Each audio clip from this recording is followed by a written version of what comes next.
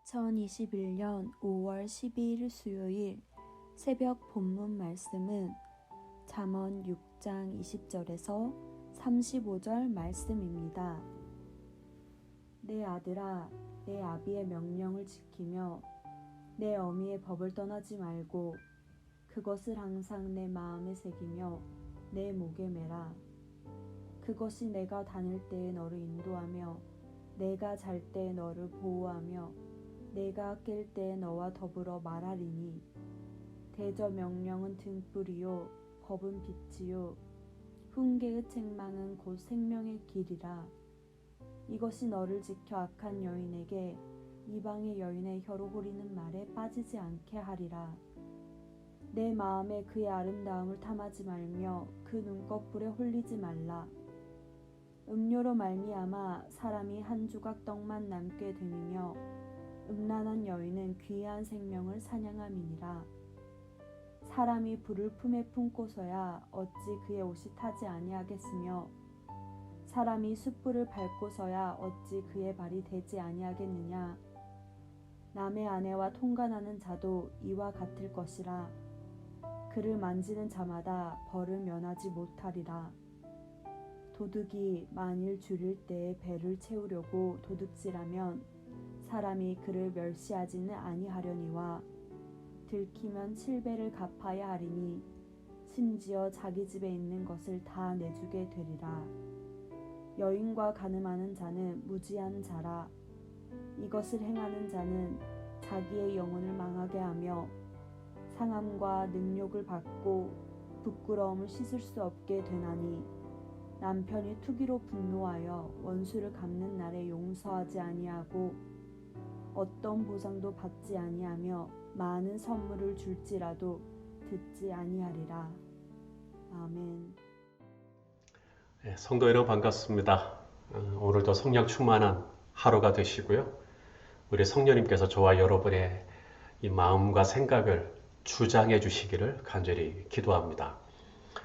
오늘 아침 함께 나눌 말씀의 제목은 부모님은 축복의 통로입니다. 여러분 10계명 아시죠? 1계명부터 10계명까지 있는데요. 이렇게 두 종류예요. 1계명부터 4계명까지는 하나님과의 관계고요. 5계명부터 10계명까지는 이제 사람과의 관계입니다. 그래서 신명기에 가장 크고 첫째 되는 계명이 내 마음을 다하고 내 목숨을 다하고 힘을 다하고 뜻을 다하고 하나님 사랑. 1계명부터 4계명. 그리고 내 이웃을 내 자신과 같이 사랑하라. 이게 5계명부터 10계명입니다. 이게 율법이고 이게 성경 66권입니다. 이게 신앙생활입니다. 하나님 사랑, 이웃 사랑.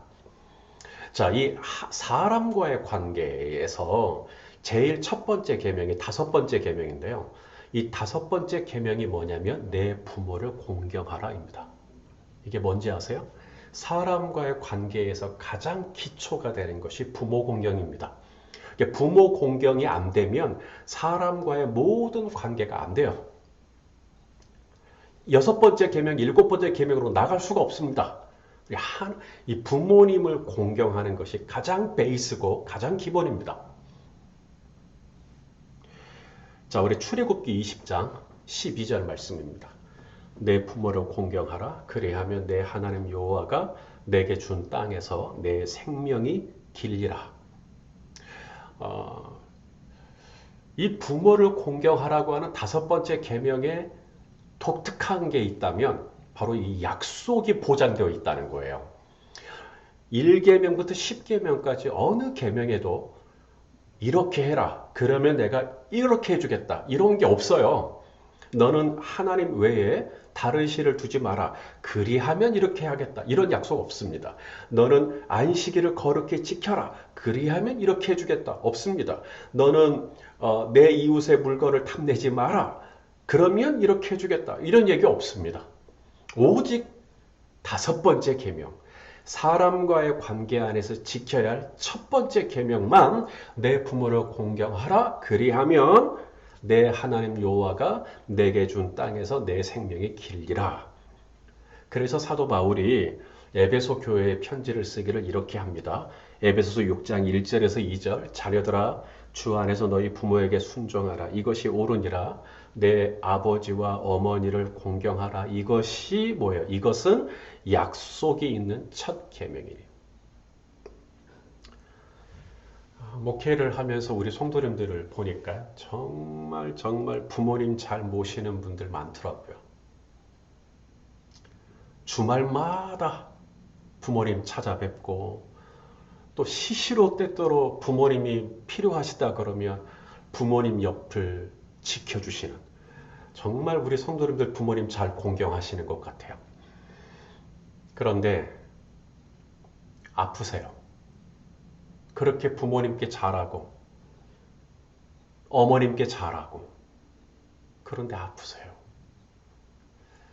그러면요, 제가 목사지만 쥐구멍에 들어가고 싶어요.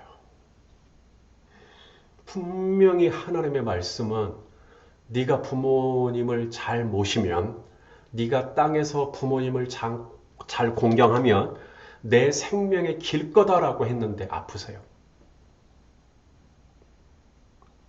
뭔가 하나님의 선하신 뜻이 있겠죠. 저도 그걸 의심하는 건 아닙니다. 그런데 주님이 고쳐주시면, 그래서 그분이 나음을 입으면 봐라! 약속이 있는 계명인데 하나님이 그분의 생명을 길게 해주시지 않냐? 라고 할 수 있을 것 같아요. 큰 소리 칠 수 있을 것 같아요. 근데 뭔가 좀 묘연해 보일 때 참 목회자로서 또 강단에서 부모를 공경하라고 외치는 자로서 죄송스러울 때가 있습니다. 여러분 성경에서 부모를 공경하라고 하잖아요. 이 공경이라는 이 단어가 히브리어로 두 종류의 단어가 쓰였어요. 우리말로는 다 공경인데 하나는 카베드라는 단어입니다. 출애굽기에 보면 부모님을 공경하라 할 때 카베드라는 단어를 써요. 근데 이 카베드라는 단어가 이 구약에서 100번이 넘게 쓰였습니다. 약 114회 정도? 근데 이게 전부 하나님하고 관계가 되어 있어요. 또 하나 레위기에 보면 내 부모를 공경하라 할 때 이것이 야레라는 단어가 쓰였습니다. 이 야레도 마찬가지 구약에서 약 44회 정도 쓰인 단어인데 역시나 하나님하고 연관되어 있습니다. 카베드라는 단어는 여러분 그런 말 많이 들어보셨죠? 하나님께 영광을 돌린다. 그죠? 그게 바로 카베드입니다. 우리가 지금 수요일마다 출애굽기 강의를 하고 있는데요. 지금 10가지 재앙이 지금 계속해서 보고 있죠. 하나님께서 이 재앙을 내리실 때마다 하셨던 말씀이 있어요. 내가 이 일을 통해 애굽에게 영광을 받겠다. 내가 애굽의 바로와 그의 군대를 통해서 내가 영광을 얻겠다 할 때 그 영광이 카베드입니다. 부모를 공경하라. 그리고 하나님께 영광. 이게 똑같은 단어라는 얘기예요. 그러니까 부모를 공경하라고 할 때는 어떻게 해야 되는 거예요? 하나님께 하듯 해야 하는 겁니다. 부모님이 하나님은 아니죠. 그런데 마치 부모님을 하나님께 하듯 하라. 이 아래도 마찬가지입니다. 우리 잠언에서 잘 나오는 말씀이죠.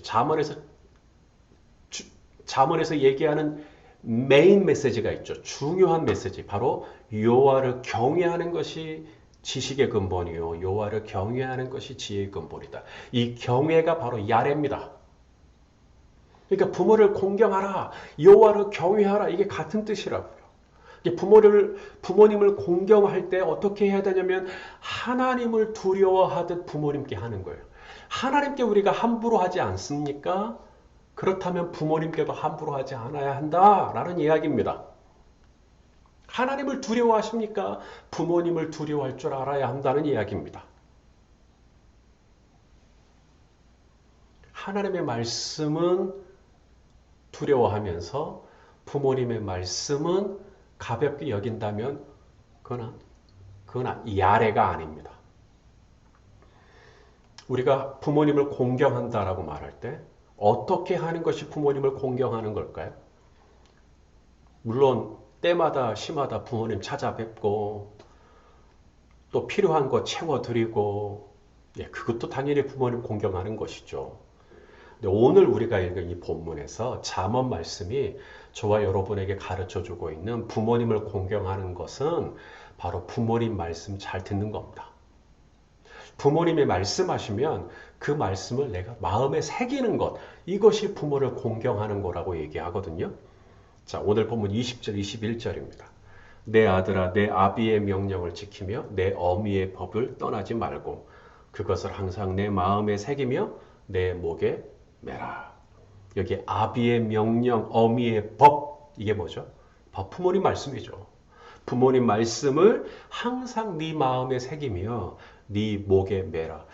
생각나는 말씀이 있지 않습니까? 말씀을 내 마음에 새기며 내 목에 매라. 신명기에 있는 말씀이 생각납니다. 쉐마, 이스라엘아 들으라 하면서 내 하나님을 사랑하고 내 이웃을 사랑하고 라고 하면서 하나님 사랑과 이웃 사랑을 자녀에게 훈계할 때, 교육할 때 어떻게 해야 하는가? 자, 신명기 6장 6절에서 8절입니다.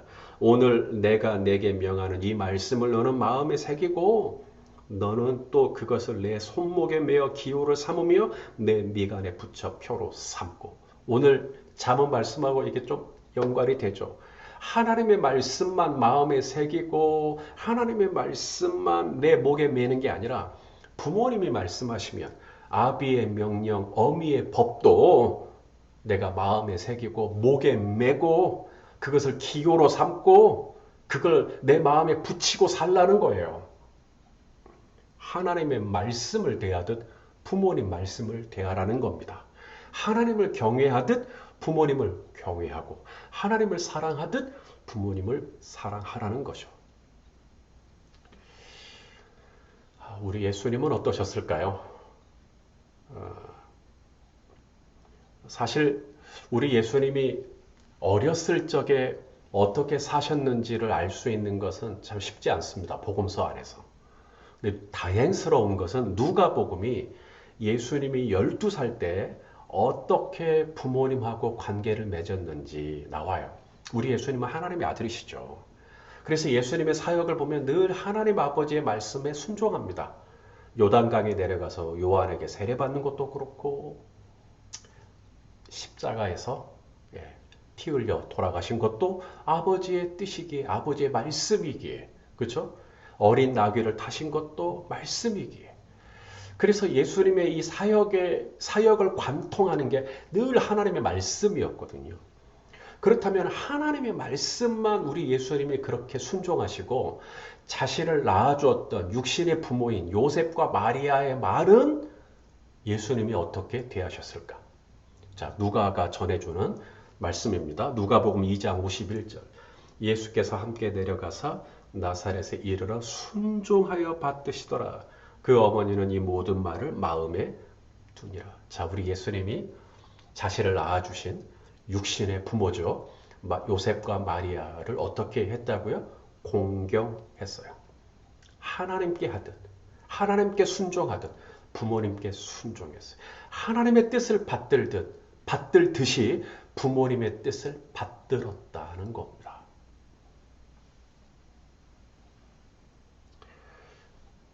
말씀을 준비하면서 제 안에 찔림이 있습니다. 저에게는 아직 부모님이 계셔요. 부모님이 지금 제 옆에 계신 것이 얼마나 감사하고 큰 축복인지 모르겠습니다. 그러나 부모님을 공경하라고 하는 이 말씀을 준비하면서 제 안에 무거운 마음이 있습니다. 왜냐하면 늘 부모님께 공경을 잘 못해드리고 있는 것 같은 이 부담감과 어려움이 제 안에 있기 때문에 그렇습니다. 사랑하시는 성도 여러분, 우리가 왜 이 땅에서 부모님을 공경해야 할까요? 그것이 인륜의 기본이고 인간의 어떤 윤리적, 도덕적, 기본적 양심이기 때문에 부모님을 공경하라. 우리는 그 수준에서 성도가 부모님을 공경하는 건 그 수준보다 높아요. 하나님의 말씀 때문입니다. 우리가 부모님을 공경하는 것은 곧 하나님께서 원하시는 거예요. 하나님은 부모님을 공경하는 자에게 이 땅에서 잘 되게 해주시겠다고 약속까지 해주셨습니다. 부모님을 공경하는 저와 여러분을 격려하시는 말씀이죠. 하나님은 부모를 공경하는 자에게 이 땅에서 축복하시겠다고 약속하셨습니다. 성도 여러분, 나에게 부모님이 아직 계십니까? 두 분 중에 한 분이라도 아직 남아 계십니까? 아직 내가 효도할 수 있는, 부모님을 공경할 수 있는 기회가 내게 주어진 것이며, 또 하나는 그 부모를 내가 잘 공경함으로 말미암아 이 땅에서 하나님의 은혜를 받을 수 있는 기회가 아직 있다는 이야기입니다. 부모님은 축복의 통로입니다.